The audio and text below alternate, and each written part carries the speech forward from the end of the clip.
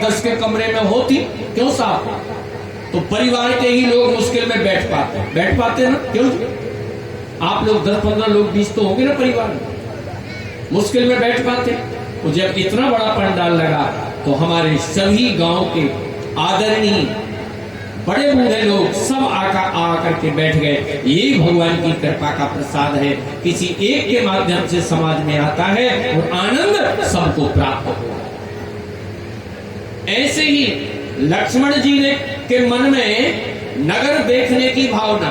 अब आप ये बताइए, लक्ष्मण जी जैसा महापुरुष नगर देखने जाए, क्यों? जिसने राम जी का दर्शन किया उसको नगर देखने की जरूरत है क्या?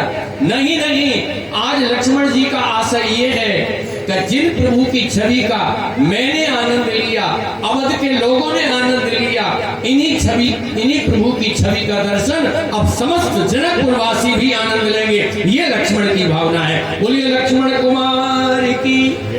आचार्य तुलसी लिख रहे हैं, राम अनुज मन की गति जानी, राम अनुज मन की गति जानी, भगत बछल ताहिए उलसानी, भगत बछल ताहिए उलसानी, राम अनुज मन की गति जानी। प्रिय सज्जनों, भगवान अपने भक्त के मन की बात को जानते हैं। भक्त के मन में जो संकल्प होता है उस संकल्प को पूरा भगवान स्वतः करते हैं। मगर किसके संकल्प को? भक्त के संकल्प। जिसके हृदय में भक्ति का अनंत ऊंचा भाव होता है उसका संकल्प भगवान की कृपा से स्वतः ही पूरा। उड़ीसा प्रांत में एक राजकन्या हुई, देखिए। वो राजकन्या उनके राजपुरोहित महल में आए, चातुर्मास था। वो राजकन्या ने देखा राजपुरोहित जी के पास एक सुंदर ठाकुर जी है, सालिग्राम में। राजकन्या अभी 5 वर्ष की है। उस राजकन्या ने कहा, रोज देखती का हमारे गुरुजी सालिग्राम जी को स्नान कराते हैं, सुंदर तिलक पधराते हैं, नैवेद्य रखते हैं। राजकन्या के मन में भक्ति की उत्कंठा जागृत हुई। राजकन्या ने कहा, गुरुजी ये ठाकुर जी तो हमको दो। राजपुरोहित समझ गए कि राजकन्या है, हट करेगी तो देना पड़ेगा। क्यों जी? क्या करे? राजकन्या को झुटलाने के लिए समुद्र से एक बड़ा पत्थर शिला ले आए, देख। और अपने ठाकुर जी तो आसन के नीचे छुपा दिए। उस समुद्र से जो बड़ा पत्थर उठा करके लाए गोल मटोल, उसको रख दिया आसन के ऊपर श्रृंगार करके। और राजकन्या से कहा, बेटी राजा ठाकुर लेना है कि नौकर ठाकुर? बोलो। राजा भगवान लोगी का जो आसन के नीचे बैठे हैं सेवक भगवान लोगी। तो स्वाभाविक राजकन्या थी। राजकन्या ने कहा, राजा ठाकुर ही लेंगे। क्यों जी? तो राजपुरोहित ने उसको भुलाने के लिए पत्थर सुंदर श्रृंगार करके दे दिया। लो बेटी यही तुम्हारे ठाकुर है। अब वो राजकन्या ने कहा, गुरुजी इनका नाम क्या है? तो उन राजपुरोहित जी ने कहा, बेटी इनका नाम है सिलपिल्ले। क्या नाम है? जोर से बोलो जरा। जैसे कुतिया का पिल्ला नहीं होता, सिलपिल्ला, पत्थर का छोटा आकार पिल्ला, सिलपिल्ला। क्यों? और उड़ीसा में अपने यहाँ बालक बालिकाएं कहते हैं, वहां पिल्ला पिल्ली बोलते हैं। ये तो अपनी अपनी भाषाएं हैं प्रांतों की, टूटी फूटी।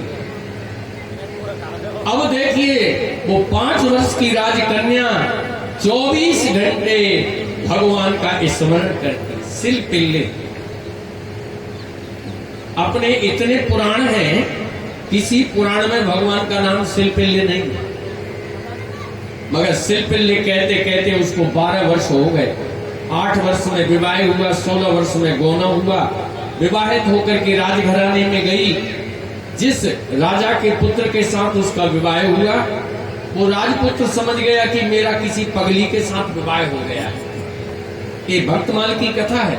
सिलपिल्ले के कहत कुंवर पर हरी चली आवे, छप्पे छंद की एक लाइन में नाभादास जी ने ये राजकन्या का चरित्र गाया है। देखिए,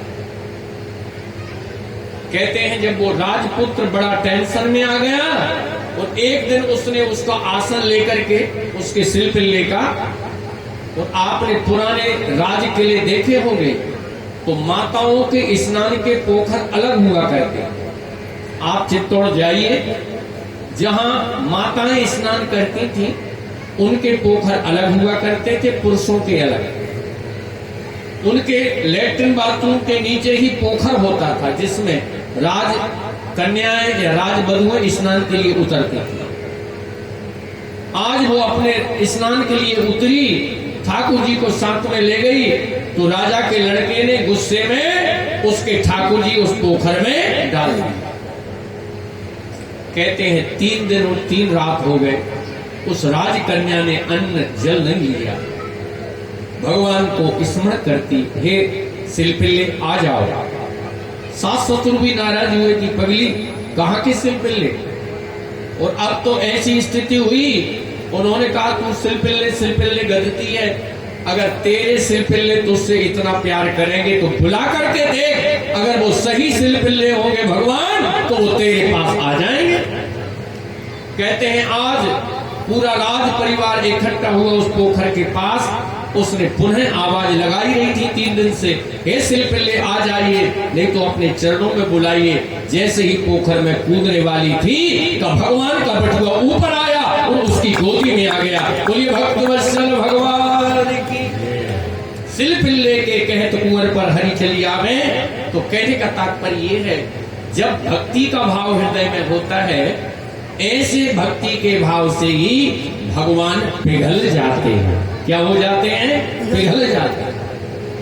भगवान कठोर है मगर भक्त के भक्ति भाव से वो त्रिभुत हो जाते हैं, उनकी कृपा बरसने लगती है। आज जैसे ही लक्ष्मण के हृदय में भाव जागृत हुआ कि जनकपुर देखना है, तो लक्ष्मण के हृदय के भाव को राम जी ने विश्वामित्र जी के सामने प्रकट कर दिया।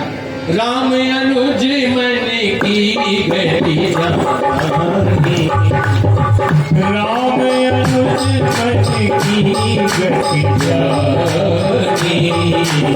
भगत मचलता हिये गुलसानी, भगत मचलता हिये गुलसानी। इसके पीछे 7 पंक्तियां हैं। हे गुरुदेव, विश्वामित्र जी ने राम कुछ कहना चाहते हैं। वत्स राम कुछ कहना चाहते हो? बेटे बोलो, क्या बात है? राम जी ने कहा, गुरु जी लक्ष्मण नगर देखना चाहता है। गुरु जी ने कहा, लक्ष्मण नगर देखना चाहता है, अच्छी बात है, अभी हम सेवक बुलवाएंगे, लक्ष्मण को नगर दिखा लाएंगे।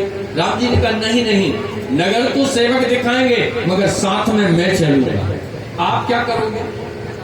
नगर दिखाई तुरंत ले आओ। हे गुरुदेव, अगर मैं साथ में रहूंगा तो तत्काल दिखा करके वापस लाऊंगा, और अगर अकेले लक्ष्मण गए तो पता नहीं कितना लंबा समय लग जाएगा इनको नगर देखने में। जो राउर आयसु मैं पावो। ये सज्जनों, कितनी मर्यादा भगवान राम की है। जिस परमात्मा की आज्ञा के बगैर पत्ता नहीं हिलता। कि बड़े बूढ़े यहाँ गांव के लोग विराजमान हैं, सब जानते हैं कि बगैर राम की इच्छा के पत्ता नहीं हिलता। जिस राम की इच्छा के बगैर पत्ता नहीं हिलता, आज वो राम बैठे हैं कि हम तब नगर देखने जाएंगे जब गुरु भगवान आदेश करेंगे। बोलिए सदगुरुदेव भगवान की। ये गुरुजनों के प्रति राम जी का आदर का भाव है, ये राम का आदर्श है। एक बात ध्यान से सुनना, परमात्मा सीधे आज तक किसी को प्राप्त नहीं हुआ। परमात्मा जब भी किसी को मिला है तो गुरु के माध्यम से ही मिला है। गुरु बिन भव निधि तरई न गुरु